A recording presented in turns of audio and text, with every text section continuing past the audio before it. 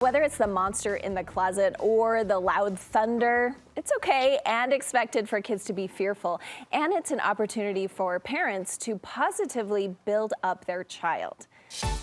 Experts say when a parent teaches a child to manage fears on their own, it builds confidence and independence. Studio 5 parenting contributor Heather Johnson is here, and she's sharing how we can effectively help our children face their fears. And we talked about those things that might apply to little kids, but it's not just little kids, it's everybody. It's everybody. And I would say even maybe today, we're actually emphasizing even those youth, right? Our 12 to 18. We want to put a lot of energy into this too because it impacts us and it impacts them.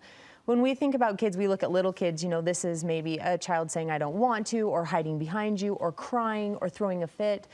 When our kids get older, we see fear manifest itself when they refuse to go somewhere, when they're too afraid to try something, when they don't want to go to a party and meet new people. These are all stemming from a place of fear, and we don't often recognize that.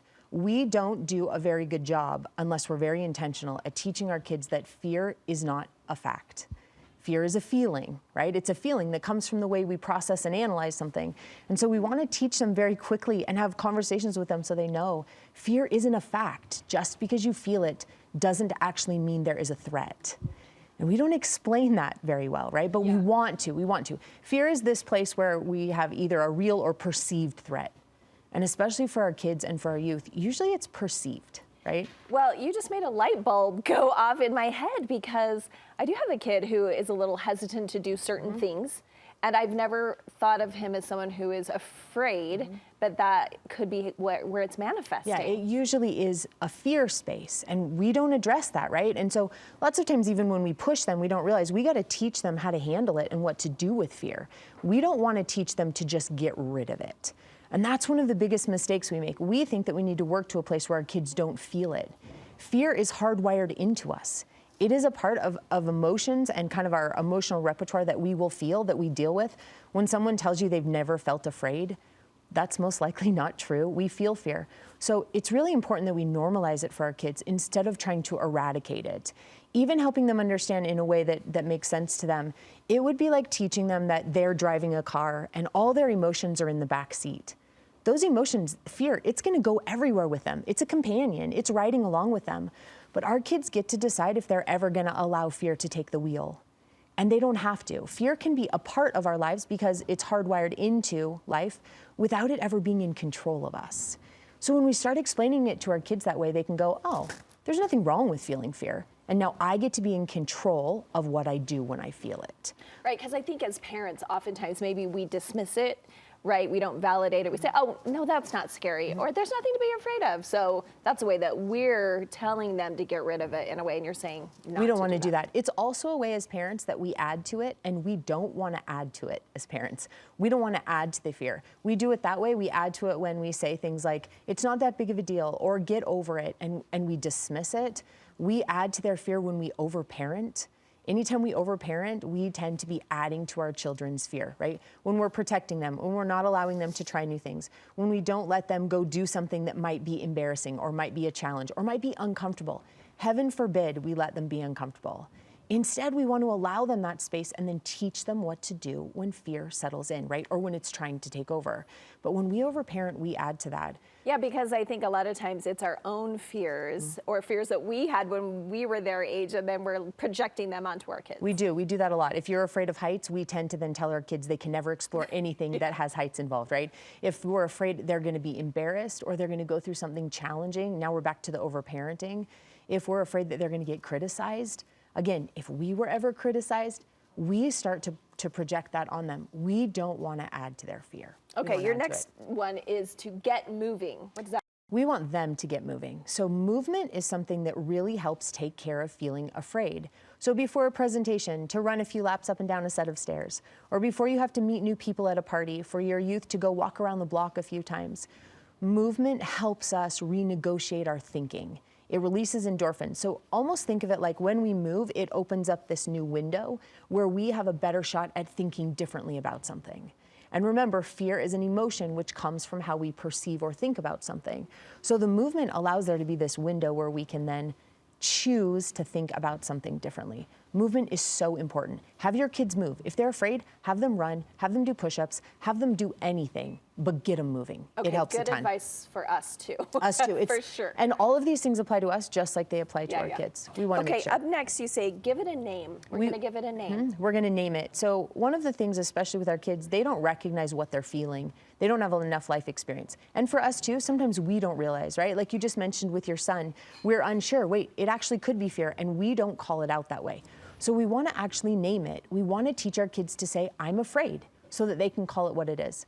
Even better, it would be really cool if we could teach our kids to give fear its own name. You can call it a name, Sally, Susie, Jimmy, Bobby. You can give it a silly name. You can call it a name. And what happens there is it means that we're not afraid, but instead fear becomes something outside of us, and we can look at it and deal with it.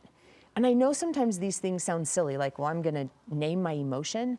But some of our best and most successful professionals, athletes, people, they actually navigate fear when they're on a stage all the time or when they're performing all the time by giving fear a name. And so they can address it and call it out and tell it to go.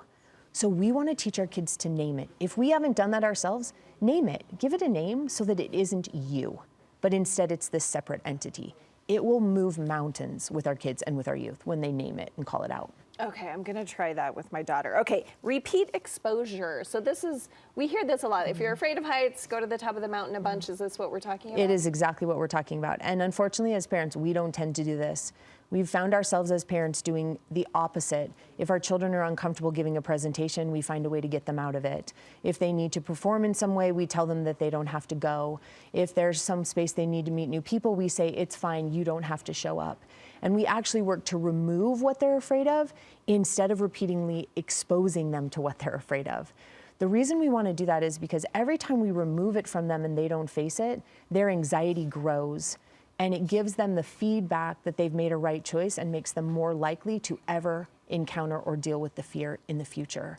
So we actually make them more afraid when we don't expose them to the fear. We want to expose them. If you're wondering how to do this, a really good way, especially if you have very fearful children, is to do it in little teeny tiny steps, right? So instead of throwing them in the middle of the party where there's dancing and they're afraid of being embarrassed, it would maybe be that they just make it to the front door for that first party and say hello, or they just step foot in the classroom. Maybe it takes them a week to actually get in the classroom and sit down because they're afraid. But that repeated exposure in little increments, it will help them overcome the fear. Yeah, you're reminding me of those kids with peanut allergies, and they are cured by getting a little bit of a peanut every day for 5 years or whatever. It's exactly the same thing. It's exactly what we're trying to do. And when we do that, they now collect new data or new evidence. Now they have evidence that they can overcome a fear. Remember, we're not trying to get rid of the fear. We're trying to teach our children, fear is going to show up. We got to learn what to do when it shows up. That's what we're trying to do. Exactly. And your last one is don't mislabel it. So you said give it a name. We're just making sure we're not giving it the wrong name. Right. This is especially true for our teenagers. Lots of times we look at our teenagers and we might deem them lazy or unwilling when really they're afraid. We look at them and we say, oh, they have social anxiety. Actually, they're afraid. And a lot of that fear comes down to the same thing. They're afraid of being judged. Our youth have a huge fear that they're going to be judged. So naturally, because of that fear, they don't want to go into social settings. They don't want to try something new.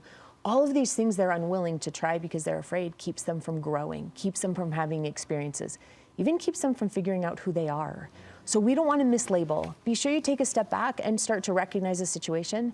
A lot of things actually come down to being afraid.